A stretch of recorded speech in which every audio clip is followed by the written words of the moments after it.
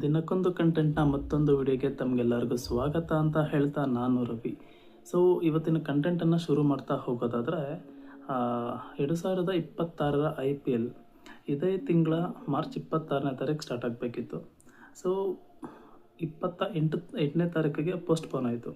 ಏನಕ್ಕೆ ಅಂತ ನೋಡ್ತಾ ಹೋಗೋದಾದರೆ ಅಸ್ಸಾಂ, ವೆಸ್ಟ್ ಬೆಂಗಾಲ್, ಕೇರಳ, ತಮಿಳುನಾಡು ಈ 4 ಸ್ಟೇಟ್ಗಳಲ್ಲೂ ಕೂಡ ಅಸೆಂಬ್ಲಿ ಎಲೆಕ್ಷನ್ಸ್ ನಡೀತಾ ಇದ್ದಿದ್ದ ಒಂದು ಕಾರಣವಾಗಿತ್ತು. ಸೊ ಅದರಿಂದ ಒಂದು 2 ದಿವಸ ಅಷ್ಟೇ ಮುಂದಕ್ಕೆ ಹಾಕಿದ್ದಾರೆ. ಸೊ ಏನಕ್ಕೆ ಅಂತ ನೋಡ್ತಾ ಹೋಗೋದಾದರೆ ಸೇಫ್ಟಿ ಪರ್ಪಸ್, ಯಾವುದೇ ರೀತಿಯಲ್ಲೂ ಯಾರಿಗೂ ತೊಂದರೆ ಆಗಬಾರ್ದು ಅನ್ನೋ ಒಂದೇ ಒಂದು ಕಾರಣದಿಂದ ಮಾತ್ರ ಈ ನಿರ್ಧಾರನ ಕೈಗೊಳ್ಳಲಾಗಿದೆ. ಸೊ ಇದ್ರ ಬಗ್ಗೆ ಅದರಿಂದ 26ನೇ ತಾರೀಕು ಇದೇ ತಿಂಗಳು ಸ್ಟಾರ್ಟ್ ಆಗಬೇಕಾಗಿತ್ತು. ಸೊ ಒಂದು 2 ದಿವಸ ಮಾತ್ರ ಮುಂದಕ್ಕೆ ಹಾಕಿದ್ದಾರೆ. ಸೊ ಜಾಸ್ತಿ ಚೇಂಜಸ್ ಇರಲ್ಲ ಅನಿಸುತ್ತೆ. ಸೊ ಸೇಮ್ ಹಂಗೆ ಇರುತ್ತೆ. ಸೊ ಅದಾದಮೇಲೆ 2026ರ IPL ವೇಳಾಪಟ್ಟಿಯ ಮೊದಲ 20 ಪಂದ್ಯಗಳ ಒಂದು ವೇಳಾಪಟ್ಟಿಯನ್ನು ಇನ್ಸ್ಟಾಗ್ರಾಮ್ನ ಅಫಿಷಿಯಲ್ ಪೇಜಲ್ಲಿ ಅನೌನ್ಸ್ ಮಾಡಿದ್ದಾರೆ. ಅದು ಕೂಡ ಮೊದಲ ಪಂದ್ಯದಲ್ಲಿ RCB ವರ್ಸಸ್ SRH ಬೆಂಗಳೂರು ವೆನ್ಯೂದಲ್ಲಿ ನಡೀತಾ ಇದೆ.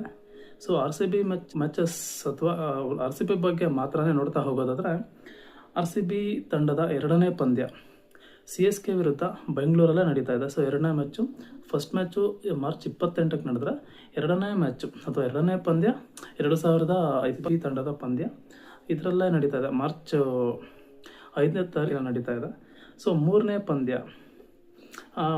ಪಂದ್ಯ ರಾಜಸ್ಥಾನ್ ತಂಡದ ವಿರುದ್ಧ ಗುವಾಹಟಿಲಿ ನಡೀತಾ ಇದೆ. ಸೊ 4ನೇ ಪಂದ್ಯ ಮುಂಬೈ ತಂಡದ ವಿರುದ್ಧ ವಾಂಖೇಡೆ ವೆನ್ಯೂದಲ್ಲಿ ನಡೀತಾ ಇದೆ. ಸೊ ಇದಾದಮೇಲೆ ಒಂದಷ್ಟು ವರ್ಷಗಳ ಹಿಂದೆ RCB ತಂಡನ ತುಂಬ ಅವಹೇಳನಕಾರಿಯಾಗಿ ಟ್ರೋಲ್ ಮಾಡಲಾಗ್ತಾಯಿತ್ತು. ಏನಕ್ಕೆ ಅಂತ ನೋಡೋದಾದರೆ RCB ಹತ್ರ ಟ್ರೋಫಿ ಗೆದ್ದಿಲ್ಲ, ಚೋಕರ್ಸ್ ಇವ್ರ ಕೈಲಿ ಟ್ರೋಫಿ ಗೆಲ್ಲಕ್ಕಾಗಲ್ಲ. ಸೊ ಆ ಒಂದು ಎಲ್ಲ ಕಡೆಯಿಂದನೂ ಟ್ರೋಲ್ ಮಾಡ್ತಾಯಿದ್ರು. ಸೊ IPL ಇತಿಹಾಸದಲ್ಲಿ ಇದೇ ಫಸ್ಟ್ ಟೈಮ್ ಅನಿಸುತ್ತೆ RCB ತಂಡ ಒಂದು ಟ್ರೋಫಿನ ಗೆಲ್ಲುವ ಮೂಲಕ ಅಥವಾ ಈ ಬಾರಿ ಡಿಫೆಂಡಿಂಗ್ ಚಾಂಪಿಯನ್ಸ್, ಕಳೆದ ಬಾರಿಯ ಚಾಂಪಿಯನ್ಸ್ ಅಂತ ಅನ್ನೋ ಒಂದು ಪಟ್ಟದ ಮುಖಾಂತರ IPL ಇತಿಹಾಸದಲ್ಲಿನೇ ಫಸ್ಟ್ ಟೈಮ್ ಟ್ರೋಫಿ ಜೊತೆಯಲ್ಲಿ ಕಣಕ್ಕಿಳಿತಾ ಇದೆ. ಸೊ ನಾನಂತೂ ತುಂಬ ಎಕ್ಸೈಟ್ ಆಗಿದ್ದೀನಿ. ಯಾವ ರೀತಿ ಈ ಸೀಸನ್ ಇರುತ್ತೆ, ಯಾವ ರೀತಿ RCB ತಂಡ ಆಡ್ತಾ ಹೋಗ್ತಾರೆ ಅಂತ. ಸೊ ಖಂಡಿತವಾಗ್ಲೂ ತುಂಬ ಖುಷಿಯಾಗಿದೆ.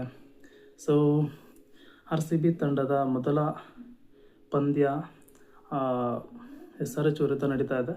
So RCB versus SRH last time ಬೆಂಗಳೂರಲ್ಲಿ ಫೇಸ್ ಟು ಫೇಸ್ ಆದಾಗ 288 ರನ್ ಟಾರ್ಗೆಟನ್ನು RCB ತಂಡಕ್ಕೆ SRH ತಂಡ ನೀಡಿರುತ್ತೆ. ಸೊ ಇದಾದಮೇಲೆ RCB ತಂಡ ಇನ್ನೇನು ಗೆದ್ದೇ ಬಿಟ್ಟರು RCB ತಂಡ ಗೆದ್ದುಬಿಟ್ರು ಅನ್ನೋ ಹಂತಕ್ಕೆ ಬಂದು ಕೂಡ RCB ತಂಡ ಕೇವಲ ಒಂದು 25 ರನ್ಗಳ ಅಂತರದಲ್ಲಿ ಸೋಲನ್ನು ಕಂಡಿರುತ್ತೆ. ಸೊ ಅದಾದಮೇಲೆ ಏನಾಗುತ್ತೆ ಈ ಸರಿ ಅನ್ನೋದನ್ನು ನೋಡ್ತಾ ಹೋಗಬೇಕಾಗತ್ತೆ. ಸೊ RCBಗೆ ಇದು ಬ್ಯಾಕ್ ಟು ಬ್ಯಾಕ್ 3ನೇ ಓಪನಿಂಗ್ ಮ್ಯಾಚನ್ನು ಆಡ್ತಾ ಇದ್ದಾರೆ. 2024ರಲ್ಲಿ ಲಾಸ್ಟ್ ಟೈಮ್ RCB ಫಸ್ಟ್ ಮ್ಯಾಚನ್ನು ಓಪನಿಂಗ್ ಸೆರೆಮನಿಲಿ ಆಡಿದಾಗ RCB CSKನ ಫೇಸ್ ಮಾಡಿರುತ್ತೆ. ಸೊ ಆ ಒಂದು ಪಂದ್ಯದಲ್ಲಿ ಸೋಲನ್ನು ಕಂಡಿರುತ್ತೆ. ಸೊ 2025ರ IPL ಶುರು ಆದಾಗ RCB ವರ್ಸಸ್ KKR ತಂಡದ ವಿರುದ್ಧ ಮೊದಲ ಪಂದ್ಯದಲ್ಲಿ ಅಥವಾ ಓಪನಿಂಗ್ ಸೆರೆಮನಿ ಮ್ಯಾಚಲ್ಲೇ ಆಡಿರ್ತಾರೆ. ಆ ಒಂದು ಪಂದ್ಯದಲ್ಲಿ KKR ತಂಡನ ಸೋಲಿಸಿ ಮೊದಲ ಜಯವನ್ನು ದಾಖಲಿಸಿರ್ತಾರೆ. ಸೊ ಈ ಸರಿ ಏನಾಗುತ್ತೆ ಅಥವಾ ಈ ಒಂದು ಆರಂಭ ಪಡಿತಾ ಇರುವಂಥ RCB ತಂಡಕ್ಕೆ ಏನಾಗುತ್ತೆ, ಜಯ ಸಿಗುತ್ತಾ ಅಥವಾ ಸೋಲಾಗುತ್ತಾ ಕಾದು ನೋಡಬೇಕಾಗಿದೆ. ಸೊ ಇದಾದಮೇಲೆ ಕೆಲವೊಂದು ನೆಕ್ಸ್ಟ್ ಇನ್ಫಾರ್ಮೇಷನ್ಸ್ನ ನೋಡ್ತಾ ಹೋಗೋದಾದರೆ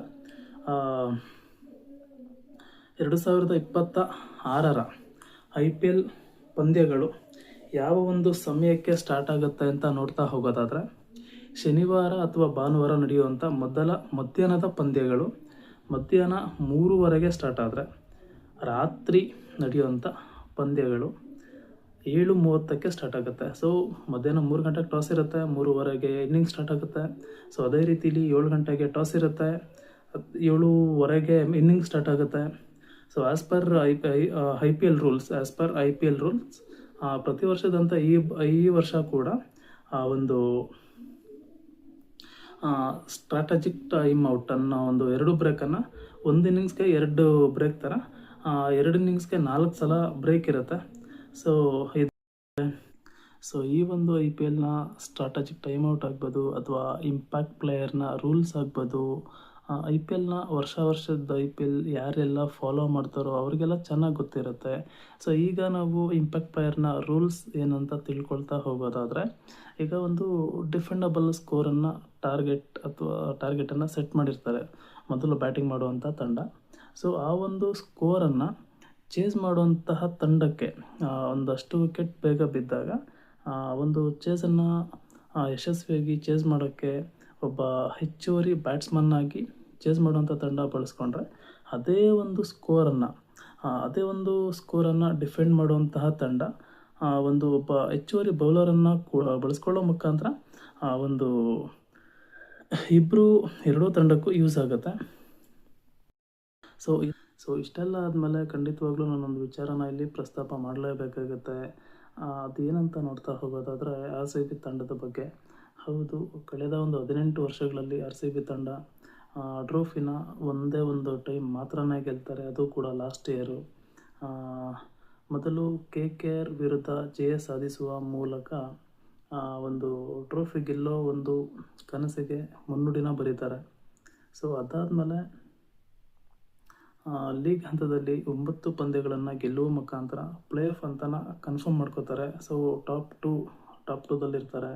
ಸೊ ಫಸ್ಟ್ ಕ್ವಾಲಿಫೈಯರಲ್ಲಿ ಟೇಬಲ್ ಟಾಪರ್ಸ್ ಪಂಜಾಬ್ ತಂಡನ ಸೋಲಿಸಿ ಫಸ್ಟ್ ಕ್ವಾಲಿಫೈಯರಲ್ಲಿ ಫೈನಲ್ನ ರೀಚ್ ಆದರೆ, ಫೈನಲಲ್ಲೂ ಕೂಡ ಆರ್ ಸಿ ಬಿ ತಂಡ ಪಂಜಾಬನ್ನು ಸೋಲಿಸಿ ಮೊದಲ ಬಾರಿ ಟ್ರೋಫಿನ ಗೆದ್ದು ಇತಿಹಾಸನ ಸೃಷ್ಟಿ ಮಾಡ್ತಾರೆ.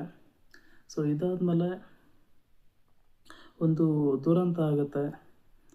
ಮಾರನೇ ದಿವಸಕ್ಕೆ ಒಂದು ಬೆಂಗಳೂರಲ್ಲಿ ರ್ಯಾಲಿ ಅಂತ 2025 ಜೂನ್ 3 ಆರ್ ಸಿ ಬಿ ತಂಡ ಮೊದಲ ಬಾರಿ ಚಾಂಪಿಯನ್ ಆಗಿ ಹೊರಹೊಮ್ತಾರೆ.